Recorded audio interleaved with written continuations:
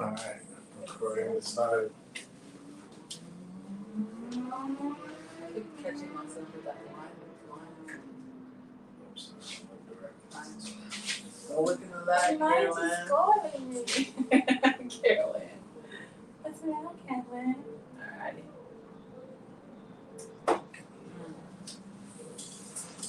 Alright, we're back for a special edition of Sin and Tay. And we put our money where our mouth is. We're here in Hawaii, reporting live on our final evening. Checking in with you guys to give you guys a rundown of our experiences here in Hawaii. Maybe a couple quick just summarization of a couple tips, couple locations, and just overall opinion of Hawaii and what we think and if we're going to be back. Yes, so we arrived on Sunday. It was a quick 10-hour trip for me from Sydney, and how long was yours? A little bit more than that because you had a layover. Mine was, I left Atlanta at 5:30 p.m. and I was in Hawaii by midnight Hawaii time. So give or take that 6 hours. It was about a 12-hour journey to get here. And then I waited in the hotel, in the airport, because the hotel, I didn't want to spend money on the hotel just for a few hours. So we got a hotel room. I stayed in the airport from about 12 till about 12 the next day. Met her off the plane, off an international flight. International flights never make it. We've discovered that it's really hard to find each other at the airport. It's become a thing for us. Someone's always on one level and someone's always on a different level. Another level. So the navigation deal never works. Like the location never pops up accurately. But I finally found her, and we're here, and so we've been here for about 6 days now. Well, tomorrow will be 6 days, and it will about 5.5. And we've had tons of adventures, tons of excitement. Came to Waikiki, Honolulu, which is really technically like a serious tourist trap. Like, holy shit, like, yeah. Bring money. If you're saving for a vacation, they're the ones that try to take all the money from you on that vacation. The stuff from the $80 bed and breakfast for two people, or breakfast, downstairs, $80 for our breakfast, to just the other ways that we see how you can really get sucked into spending money. You really don't have to. Yeah. You can do it on a budget. You can do it sensibly. You don't have to skimp on a lot of things. Like, you can really enjoy yourself and have a good time. Yeah. And not have to spend $80 on pancakes and waffles, and that was it, and a cup of coffee. That was $80. We're still shaking our heads about that one. But that was crazy. But it was, it was an experience. We know not to do that again. So that was that. Yeah. The number one thing that I'll say that, like, I learned about experiencing Hawaii is that you don't have to necessarily spend a lot of money to have fun. They have a lot of outdoor activities: surfing, beach, boogie boarding. Just hanging out on the beach, hiking. They charge basically for everything on Hawaii. You think they're charging for the air. I mean, the price of everything. Really expensive, really inflated. Definitely like the experience that you get, you're paying for it. Every national park, every national park, every parking, anything related to tourism has a price on it. You just hope that it goes into the conservation of the areas, at least the majority of the money. You don't want to, because it's a lot of money. A lot of the time they're charging a lot of money for things that, you kind of hope it goes back into the island, which is, basically what you're hoping for as a tourist. But yeah, we arrived Sunday. I think we've done the beach every day. We did the beach at night on Sunday, and then we've done the beach every single day.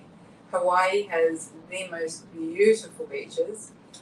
Australia has gorgeous beaches too, but there's something really calming about being on Hawaiian beaches.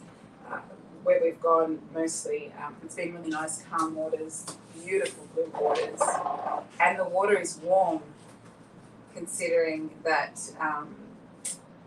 Sydney water can get pretty cold in the summertime. So it was nice and warm to be in the water. Yeah, I've had a lot of fun at the beach. What else did we do? First day we decided to do Pearl Harbor. Yeah, first day we went to Pearl Harbor. Pearl Harbor was a lot of fun. It's Pearl Harbor. emotional. Yeah, very emotional. Pearl Harbor. I liked Pearl Harbor. It made me reminisce about a lot of just like being in the military, days of being in the military, being aboard a ship. Reminded me of the script I wrote, The Watch, and about a person drowning aboard a ship to save the ship. And I thought about all the heroic stories and moments aboard that ship, aboard those ships, those submarines, those other battleships, and the guys that sacrificed their lives being in the United States military and drowning, aboard the ship, just waiting to serve and not really being in any sort of active engagement, and just how unbelievable that is, devastating, to this country. It was almost like our first 9/11, like almost how did something like that even happen? Like when you hear the story of how easily that they got in and some of these stupid mistakes that people made that allowed that many people to, in such a vital part of our, strategy, especially during a time of conflict with these countries and embargoes, that we would, lower our guard in such a way. It's a conspiracy. I learned a lot too because I've heard of Pearl Harbor. We don't study that in Australia, but one of the things that really stood out to me was the fact that it was basically over and done within 2 hours. Like that's the part. The attack, yeah. That's the part that stood out to me the most because I'd heard of it. They've made movies about it, but really I hadn't paid attention to the reality of the fact that it was a swift attack but the museum there's a lot of paid and things that you can actually do for free as well at the memorial there, and the video, the movie that they presented as you walk through this beautiful museum that they've done, gave you a lot of information. It was beautifully done up too, with information on the walls, actual artifacts from officers' uniforms to equipment that was used. Parts of some of the ship are actually on display. Beautiful. If you're a historian or if you like history and things like that, it's a beautiful memorial that they've done up. The grounds are amazing. There's a peace and there's a serenity as well when you walk through there, and everyone's very somber. Everyone's very in the moment, and I think it's a lot to take in as well, especially if you're visiting for the first time or if you're learning about things for the first time. It's a beautiful place. I really enjoyed that, so I'm glad I did that. Yeah, it's a very surreal experience. Having obviously been an American and having served definitely in the Navy, and again having that experience of just people and then just all the things that happen. I mean, it's something that a lot of people have to go to. It's like it's a real experience. Like it's a spiritual experience to a degree, especially if you're from this country, especially if you're in the military. And then, like Cindy was saying, there's the free video. There's a lot of history. There's a lot of information. Again, like we said, Hawaii is expensive. Like everything they charge for. The good thing about Pearl Harbor, though, there's a few things you can do that are free. If you want to go out to the USS Arizona Memorial, where you can actually see from like a floating atrium type thing platform, they drive you out to on a ship and they dock to the barge or whatever it is. They stop there and then they let you off, and you're able to actually go out and see the USS Arizona. I don't know what the investment was on that. Most of the investments on most of these things are $25-30 per ticket. So we're probably looking at like $60-70, and there's a lot of that in Hawaii, like as far as, and I think that a lot of people, the first mistake that I think people make in Hawaii when they come for vacation is they don't rent a car, and unless your only intention is to stay around the beach and take in everything that a resort has, you definitely want a car unless you want to do about 20 minutes of walking in independent directions each way. If as far as getting opportunity, because the card gives you a freedom and an access to parts of the island that you either have to pay a tour guide for, which then you're at the mercy and the schedule of like whatever that tour is, because there's a lot of tours on the island, you know, from like $200 to $300. One of the big things, like I said, you could buy a few boogie boards and you could literally go around, or surfboards, right? Go take a surf lesson, go around the whole entire island, and take in literally like all these individual beaches for free, you know, and the amount of money that you'll spend on all these tours and all these admission fees for, you know, a pseudo type experience, you might as well just invest in like some snorkel equipment and make an adventure, create an adventure around Hawaii, around a theme of something you want to do in Hawaii. Not quite come and try to expect to do it all unless you plan to be here for like a month. I think a month, then you could honestly probably experience the things worth experiencing and really indulge and engage in them on a real, you know, like a fun level, like, you know, an active level where you're able to really repeat the thing every day for a couple of days here and there. I think you would need about a month, you know. But we've talked about what you had the idea of getting a camper, you know, to Road save trip. money. A road trip deal around the island. The island. There's only one island, so. Yeah, I think also too, like for me, I came obviously to spend time, for us to spend time together, and also get to see Hawaii. And I'm not big on seeing all the tourist attractions and all that. There was a couple of things that I wanted to do. We didn't. We got to Pearl Harbor.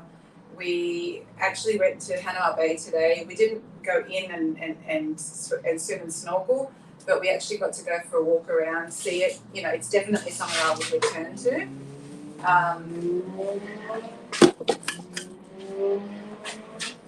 We're doing more lines. But yeah, so it was nice to, as a first time, we've definitely spoken about definitely coming back again too, which is great. And picking maybe one or two things to do versus, you know, trying to get every single thing in, because one, you'd be exhausted. Two, it's a huge investment for a holiday. And I mean, if you have it, then great, enjoy. But for people who are wanting to, you know, get out there and see new places and experience new places, it's always good to kind of do it in a way where, you know, you're not running on, you know, this high end where you go home and go, right, now I've got to recuperate, you know, and get back on track. But I really like the fact that, you know, we decided to, we looked when we were looking at booking, we looked at hotels and we looked at Airbnbs, and we decided that it would be a lot easier for both of us to get an Airbnb, because we like to, dietary wise, we have specific needs and we like to cook for ourselves. So that's something we really liked, and we found this beautiful place. I'm not sure if it's picking up all of it, but we've got the most amazing corner view on the 22nd floor of an Airbnb. It's relatively close. We walk 15 minutes to one of the beaches we've spent 3 days at.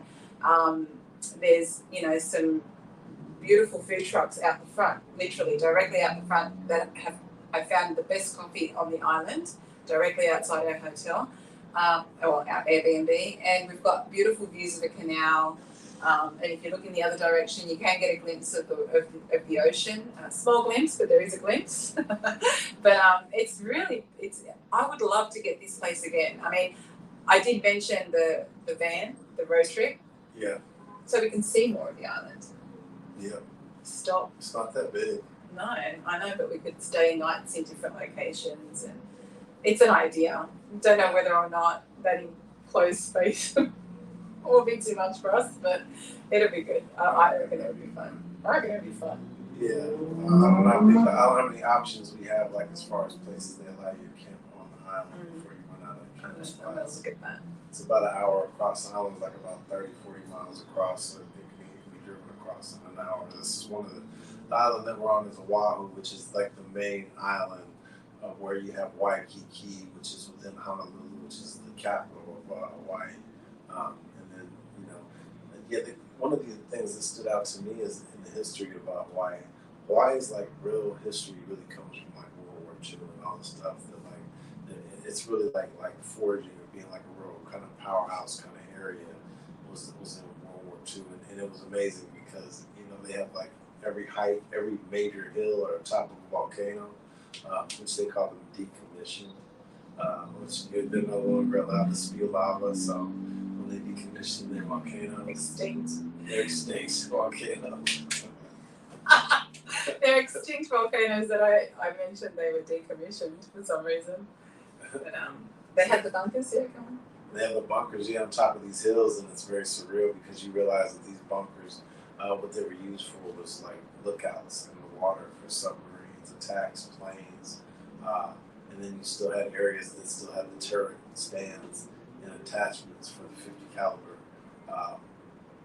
caliber guns, and then they had these little narrow pathways in between the bunkers that ran to another bunker, and I mean, like the pathway was a foot 18 inches across, the ridge of a mountain, that you could stand on. So, pretty just enlightening, and you definitely like start to really question certain things about just civilization and the heart of men, and it's pretty cool. It's pretty surreal. So pretty, like I said, spiritual.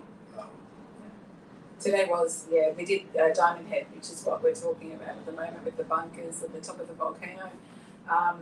The track up there, it's not too bad. There was an area there where I didn't like walking in a bit of an enclosed tunnel, but Oh yeah. the walk up there is probably, I would say, beginner to medium. Yeah, beginner to medium is pretty much easy all the way. There are a lot of steps. There is a bit of an incline in some areas. You'll get the heart rate up, that's for sure. But it was really beautiful, and it was spiritual. It was very quiet. Even though we went up together, there were parts of there that I enjoyed walking up and just walking on my own and seeing the views and it's all there's a concrete path up to a certain point, but then once you start climbing the volcano, it's really the volcano that you're climbing, and there's some rails for safety, obviously, so you're pretty safe all the way up. And but it is really uneven, so I would recommend having really good shoes to walk up in. Eventually getting up to the top, it didn't take us that long. How long do you reckon it took us to get up to the top? Not even 30 minutes. Yeah, about 30 minutes to the top. The view was amazing, surreal.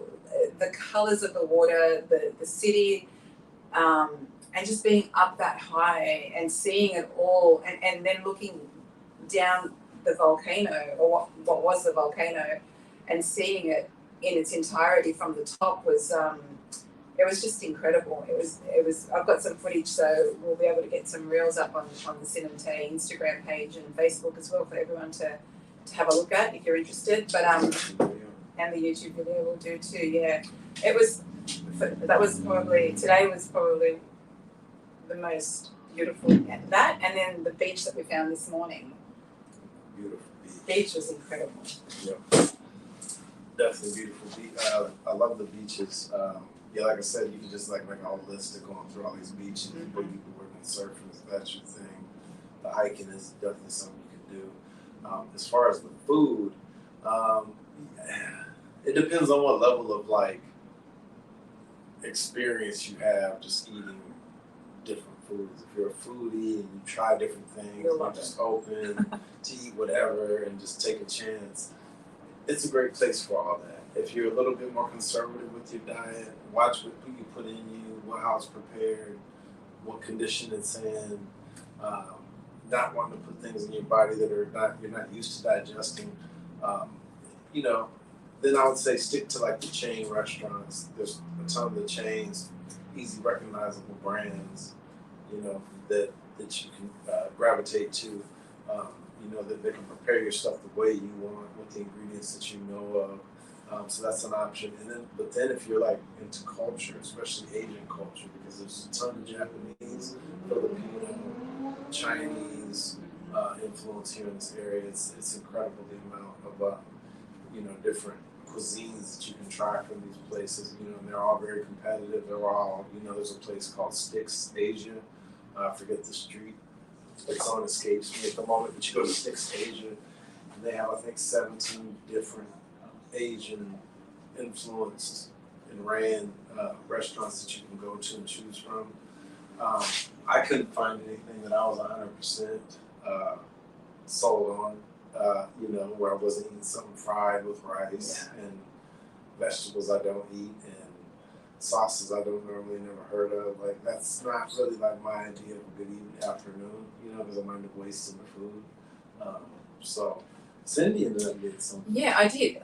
Being vegan, I found a little restaurant that had a really nice waiter. He was very good at selling, but he had Great sales. he was a great salesman, and it was nice too. I bought a cucumber salad and tofu, so I couldn't go wrong with those two. The tofu, however, crispy tofu, that was deep fried and not the best thing to have had. So I wouldn't probably go back and do that. But yeah, we did have P.F. Chang's, was it? Is that the chain P.F. Chang's? Yeah, the Chinese, the Asian. Thai. It was Thai and They Asian. got everything: Yeah. Chinese food, Thai food, P.F. Chang's. You guys from America probably heard of it. It's in pretty much every major city in America for the most part. Atlanta, we got like 2 or 3 of them. But yeah, we went to P.F. Chang's. Yum, as always. Like can't lose there. And you already know the price. It's going to be $2 or $3 more because you're on the island, but they didn't have. They weren't price gouged, on their food, which was appreciated. So, went there a couple of nights. You're still going to spend about $50, but you're going to have, a ton of food, and you're going to be satisfied. So I think, that in itself is important. Whereas, like I said, she got the tofu and made her stomach hurt a little bit. So, it's like, that's what I'm saying. You're going to take the risk to be able to have have a little more expansive food experience, go for it. That's what I say. More power to you. Bring the Alka-Seltzer and the soda water to settle your stomach at the end. I'll just say it like that. And possibly Imodium AD. We also balanced it out by making sure we stopped off at Whole Foods on the way to the Airbnb on the first day. Bought a few things that we could always make here in the room. Have some fresh produce as well, which is great. So we've been able to do that. We also enjoyed, I found it to be a really good pizza. It was called San Paolo's. Yeah. And they make a great margarita pizza. Highly recommend people try it. If you want to spend $50 on it. It was well worth it. I would get next time I'm going to the restaurant though, because I think it makes a difference.